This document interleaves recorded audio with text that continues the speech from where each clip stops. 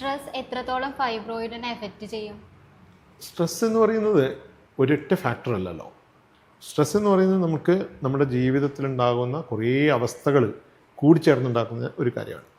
പലപ്പോഴും അത് ഉറക്കമില്ലായ്മ ഉണ്ടാവാം, ചിലപ്പോൾ നമ്മളുടെ ജോലിയെ പറ്റിയിട്ടുള്ള ടെൻഷനാവാം, നമ്മൾ ചിലപ്പോൾ കുട്ടികളുടെ ഭാവിയെ പറ്റിയിട്ടുള്ളതാവാം, ചിലപ്പോൾ അച്ഛനമ്മമാരെ പറ്റിയിട്ടുള്ള കൺസേൺസ് ആവാം, ചിലപ്പോൾ ഒന്നുമില്ലാതെ ഒരു കാരണമില്ലാതെ അകാരണമായിട്ട് സ്ട്രെസ് ഉണ്ടാവാം. അപ്പോൾ ഇതെല്ലാം കൂടി ഉണ്ടാകുന്നൊരവസ്ഥയാണ് സ്ട്രെസ് എന്നത്.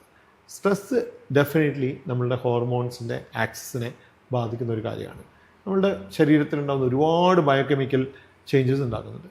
അതുപോലെ തന്നെ ഈ യൂട്രസിൻ്റെ ഫൈബ്രോയിഡിലുണ്ടാകുന്ന മാറ്റങ്ങളും അതിനും ഒരു പരിധിവരെ കാരണമാണ് സ്ട്രെസ്സ്. പക്ഷേ എന്ന് വെച്ച് സ്ട്രെസ്സ് കൊണ്ടുള്ള ഫൈബ്രോയിഡ് ആണ് ഇത് എന്നെനിക്ക് പറയാൻ പറ്റില്ല. ഒരു ഫൈബ്രോയിഡ് ഉണ്ടാകുന്നതിൻ്റെ പല കാരണങ്ങളിലും ഒന്നാണ് സ്ട്രെസ്.